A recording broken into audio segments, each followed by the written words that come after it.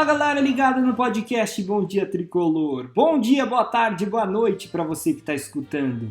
Vamos começando mais um programa para a gente falar sobre tudo que acontece no dia a dia do São Paulo, principalmente sobre a vitória do São Paulo em cima do Santos no Morumbi por 2-1, um jogo válido pela quarta rodada do Campeonato Brasileiro.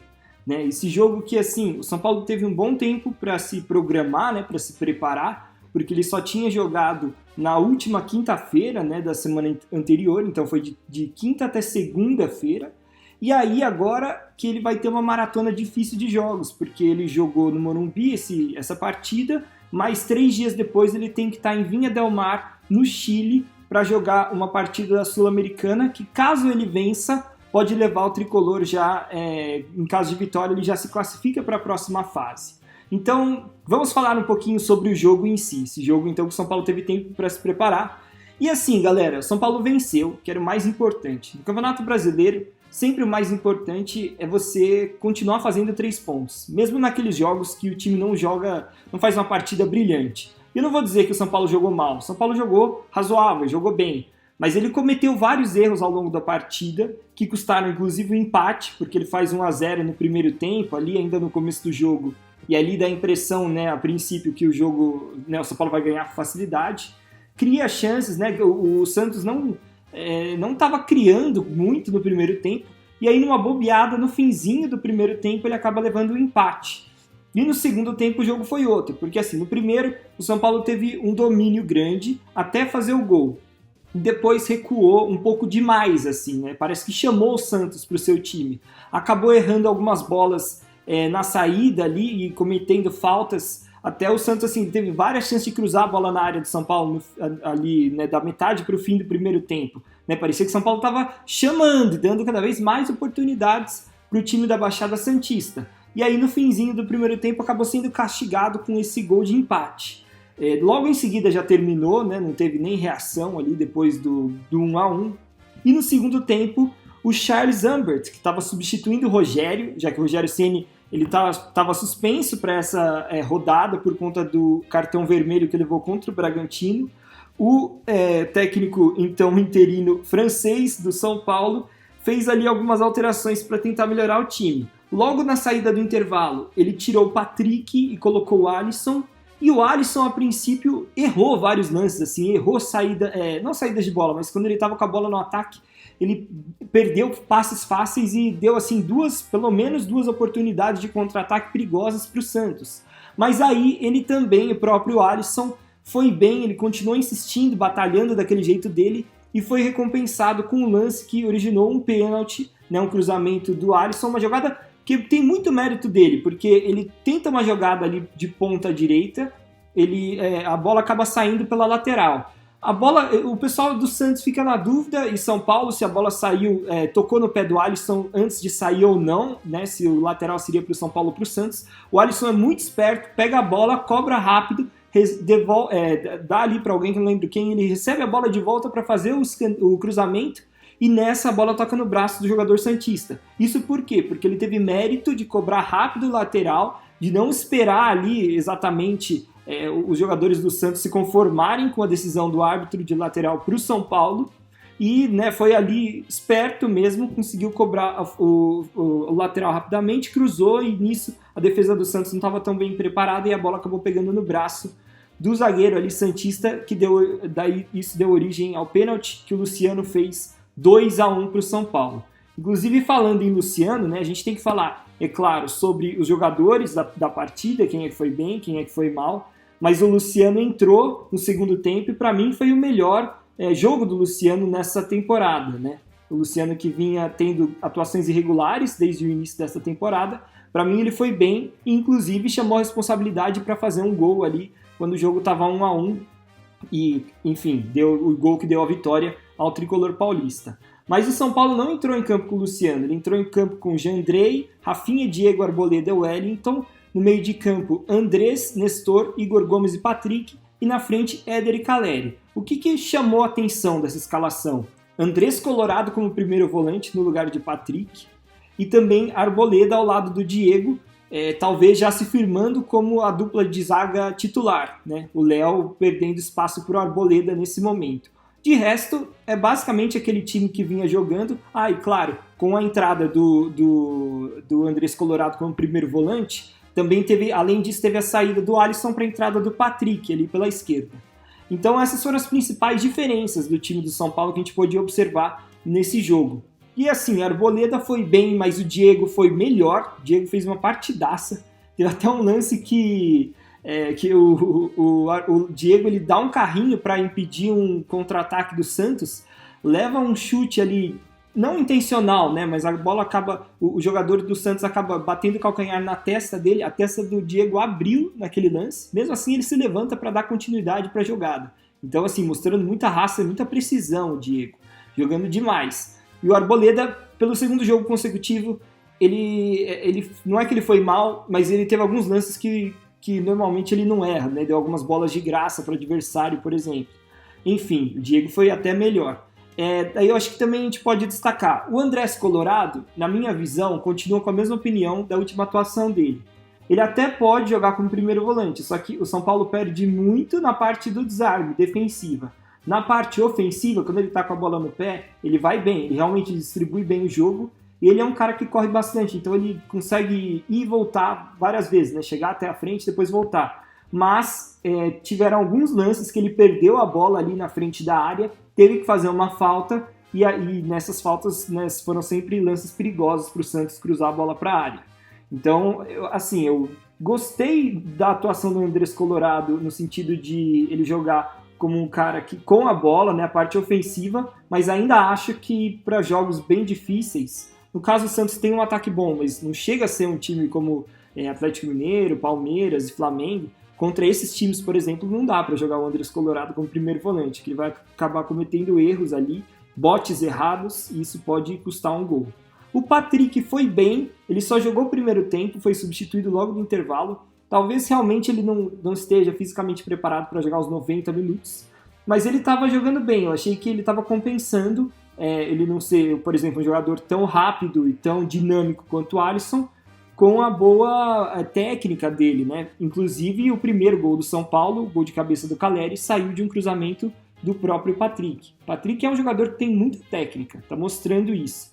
Mas achei que também talvez tenha sido ali mais uma questão de tentar corrigir um buraco de marcação, a entrada do Alisson, do que assim uma saída do Patrick porque ele estava mal no primeiro tempo. Acho que foi mais para tentar ajudar, porque o lance do gol do Santos nasce ali do ataque direito, né, do time santista. Então, quem estava na marcação era o Wellington, que ele ficou ele contra dois jogadores, ou melhor, ele ficou no mano a mano, né, não tinha dobra para ajudar, e com isso, como não tinha ali o Patrick para ajudar, o cara conseguiu driblar o Wellington, fazer o cruzamento fechado pro gol do Santos. Então, com o Alisson ali, a ideia era, o Alisson ele consegue correr mais rápido, né, e voltar mais rápido, então ele vai conseguir fazer ali a marcação ajudando o Wellington, e o lado esquerdo defensivo do São Paulo vai ficar um pouco mais forte. Pareceu essa a lógica, pelo menos. Depois entraram outros jogadores que também foram bastante importantes, como eu já frisei, né, o Luciano foi muito bem, o Marquinhos entrou, fez uma partida razoável, mas não acrescentou tanto, né. Aí, mais para o final do jogo, depois que o São Paulo tinha virado, o Charles Lambert tirou o Nestor e colocou o Pablo Maia, né, que foi bem como primeiro volante, aí sim deu uma consistência defensiva. E importante a gente dizer, o Nestor não jogou tão bem essa partida não. Agora, o Igor Gomes, ele foi muito bem até, vamos dizer assim, metade do segundo tempo. Ele foi importantíssimo em várias jogadas ofensivas do São Paulo, né, deu passes que poderiam ter saído gols, né? Só que depois eu achei que teve um momento que ele começou a errar passes, né? Ele foi primeiro recuado para primeiro volante, quando saiu o Andrés Colorado.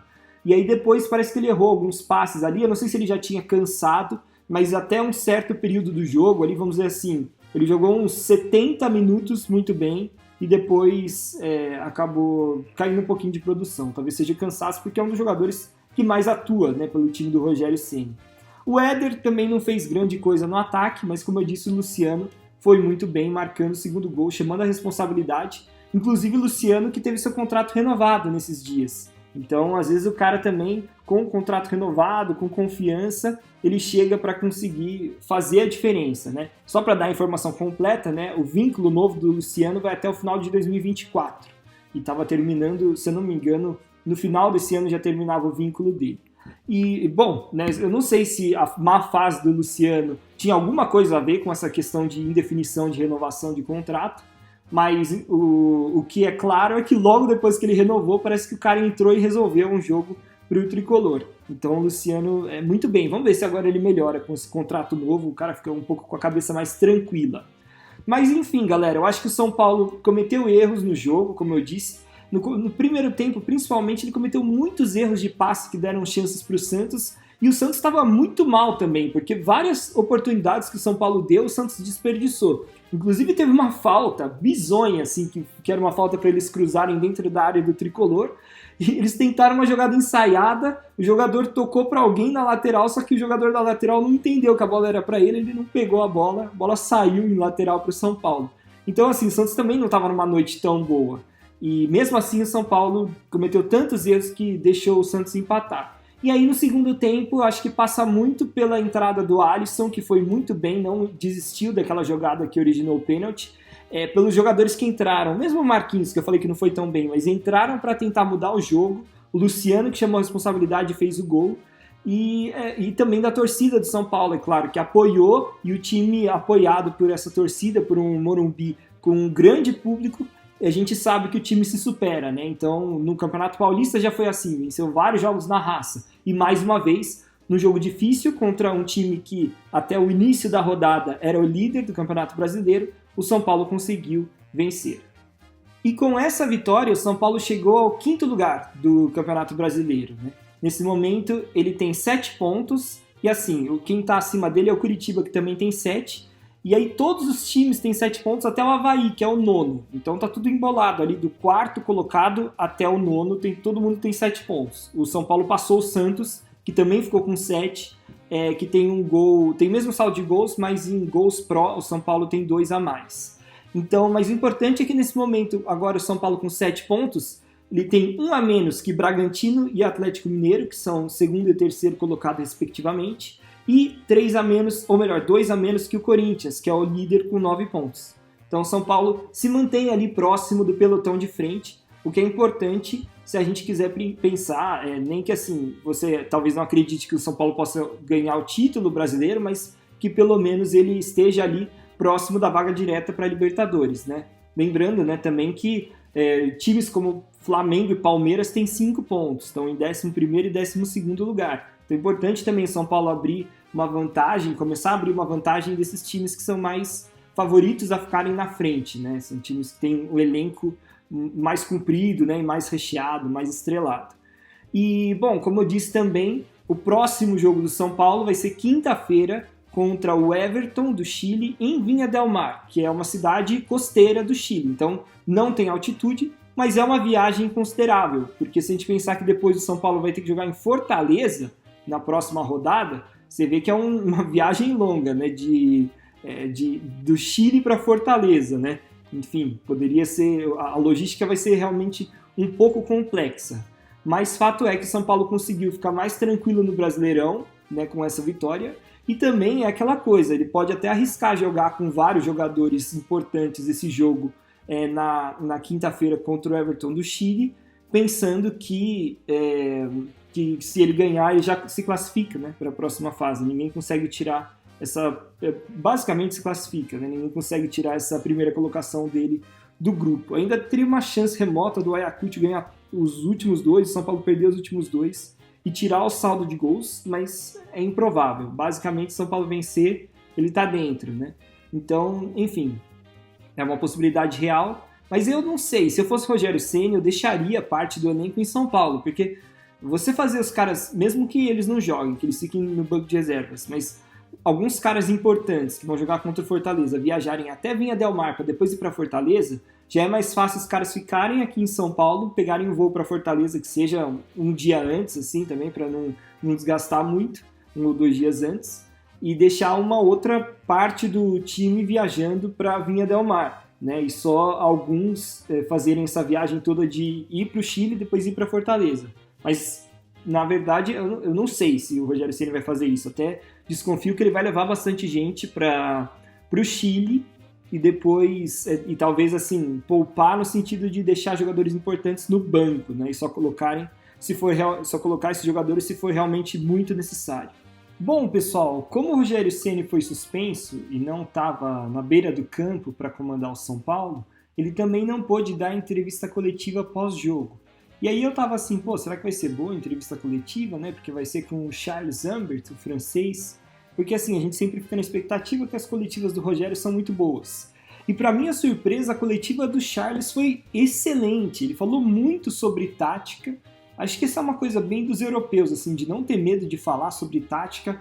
Falou sobre as estratégias do jogo. Então foi muito interessante. Todas as respostas. Eu vou falar aqui, passar por ponto, porque foi muito legal para a gente ter mais noção de como funcionam os treinamentos dentro do São Paulo. A primeira pergunta foi em relação à experiência do Charles de comandar pela primeira vez o São Paulo à beira do campo. Ele já tinha feito isso pelo Fortaleza, né? E aí ele começou a falar um pouco sobre a estratégia do jogo. Ele disse assim, nós tínhamos estudado que o time do Santos jogava no 4-1-4-1 clássico e tinha um jogo que ele tinha jogado com o losango no meio, que foi contra o Fluminense, na primeira rodada. E os jogadores estavam preparados para esses tipos de cenário. E quando a gente viu que eles entraram com o losango, a gente insistiu para que eles fizessem bastante inversões de bola. E aí ele falou que, por exemplo, o Wellington fez e também recebeu várias inversões de bola, porque esse sistema do losango, segundo o Charles, ele é muito bom, mas se ele não for trabalhado e repetido muitas vezes, ele deixa espaços nas laterais. E foi exatamente o que aconteceu, né? Porque daí o São Paulo conseguiu encontrar os espaços explorando as laterais. Na sequência, perguntaram para o Charles sobre a saída do Patrick no intervalo, o motivo, né? Por que ele saiu e por que ele entrou também nessa função, né? Qual foi o motivo da escalação dele. E o Charles falou que ele tinha ido bem contra o Bragantino, o Patrick, então eles tentaram colocar esse jogador para tentar deixar o time mais físico e com jogadores que também tenham mais controle de bola. Ele disse que é uma coisa que eles estão tentando fazer, ele e o Rogério Ceni, tentando deixar o time mais físico e com jogadores que tenham mais controle de bola, e aí ele citou Patrick e Nicão. Então deixando que esses dois jogadores eles acham que tem esse tipo de característica. E aí falou que é para fazer isso para que o time consiga prender um pouco mais a bola. E aí depois ele citou por que foi substituído o Patrick. Ele falou que colocou o Alisson para dar um pouco mais de velocidade pelo lado do campo e para melhorar a marcação sobre o Madison, que estava dando trabalho para a defesa do São Paulo no primeiro tempo. Depois, o Charles foi questionado sobre jogadas de laterais e jogadas de bola aérea, né? Como que o São Paulo tem se preparado e como ele se preparou para essa partida. E o Charles respondeu o seguinte: a nossa principal orientação para o time do São Paulo, ofensivamente, na jogada aérea, para esse jogo contra o Santos, era que os cruzamentos não caíssem no Maicon, que é o melhor zagueiro do Santos na bola aérea. Então, daí ele cita que o gol do Caleri de cabeça foi justamente porque o cruzamento foi longo e passou pelo Maicon. E essa era justamente a orientação. E aí ele complementou dizendo que logo depois do lance do gol, o Wellington teve mais chance de cruzar ali também para o Caleri, mas o cruzamento saiu curto. E aí justamente foi o Maicon que conseguiu tirar. E depois ele falou sobre os laterais, dizendo que sim, eles treinam bastante jogadas de lateral, né, que teve uma jogada ofensiva do São Paulo que de fato surgiu também porque o lateral é uma coisa que se treina muito, né, no dia a dia do São Paulo. E ele falou que inclusive eles tiveram um curso específico sobre laterais com um europeu, né? Então é algo que eles estudaram a fundo também, a comissão técnica do São Paulo. Na sequência, perguntaram sobre se o Charles teve autonomia, por exemplo, para fazer as escolhas que ele queria ao longo do jogo, ou se foi mais assim, ele foi o porta-voz do Rogério Ceni. O Rogério Ceni passou as instruções, né, sobre, por exemplo, substituições, e ele fez. E aí ele disse que faz mais de 5 anos que ele trabalha com o Rogério, de 8 a 10 horas por dia, e ele falou assim, chega numa hora que você não precisa muito explicar e orientar tudo. E aí ele percebeu que ele estava levando a resposta para um caminho de que ele e o Rogério pensam igual, e aí ele freou e mudou um pouco a resposta. Falou, não é que a gente pense igual, porque é bom a gente pensar diferente e tal, para ter discussão. Mas aí ele complementou dizendo uma coisa bem interessante sobre as substituições. Ele falou assim, essa questão de substituição, a gente conversou e planejou tudo antes. a gente já sabia quais substituições faríamos se o time estivesse ganhando, perdendo, se tivesse alguém expulso do nosso time, um jogador a menos. Eu achei bem interessante esse nível de preparo, né, para um jogo específico, bem Rogério Ceni isso, né? Na sequência perguntaram para ele de novo sobre bolas aéreas, falando que o São Paulo tem feito muitos gols de jogada aérea, né? Segundo o repórter lá, 7 dos 8 gols do São Paulo no Brasileirão vieram de bola aérea. E aí perguntaram se essa é a principal força do time, se é isso que eles querem que os jogadores façam. E o Charles falou assim, bom, a gente tem jogadores que cruzam muito bem e o Caleri que é um ótimo finalizador de cabeça, por isso que isso facilita, né, esse tipo de jogada. Mas aí ele falou, mas por outro lado a gente também quer que o time jogue bastante fazendo tabelas pelo meio, a gente também quer que o time jogue assim. Então a gente tenta colocar o Éder e o Nicão, que são jogadores bons para fazer esse tipo de jogada, né, tabela. Então, muito interessante a resposta. E ele também ainda complementou dizendo que hoje em dia é algo muito importante, bola aérea, bola parada principalmente, né, no futebol. E para finalizar, perguntaram o que ele achou do lance do Diego Costa. Né? Como eu disse para vocês, o Diego Costa teve aquele lance que ele deu um carrinho super bem, foi na bola, pegou a bola, abriu a testa e continuou jogando, né? E aí o Charles falou, isso mostra muito como é o Diego Costa, né? Um jogador que tem muita raça, muito dedicado, muito profissional, voluntarioso, né? E aí comentou que o Diego Costa tem como uma das principais virtudes o fato dele ter uma ótima recuperação e que no jogo do São Paulo aí contra o Santos, no segundo tempo, como o jogo ficou assim muito de perder a bola no campo de ataque, ele teve que atuar muito nessa função de recuperação, né? De recuperar a bola no contra-ataque rápido, e ele foi muito bem fazendo essa função, né? E aí complementou que essa é realmente uma das principais qualidades desse jogador. Bom, pessoal, com isso a gente encerra as principais informações deste episódio, né? Falamos aí um pouco sobre a renovação do Luciano, o jogo do São Paulo contra o Santos, né? A situação do São Paulo na tabela. E agora lembrando então que o próximo jogo do São Paulo vai ser na quinta-feira, 7h15 da noite, o jogo em Vinha del Mar, São Paulo contra o Everton, e caso o São Paulo vença, ele praticamente garante sua classificação para a próxima fase da Copa Sul-Americana. Lembrando também que esse jogo tem transmissão exclusiva da Comembol TV. Muito obrigado por todo mundo que escutou e até a próxima!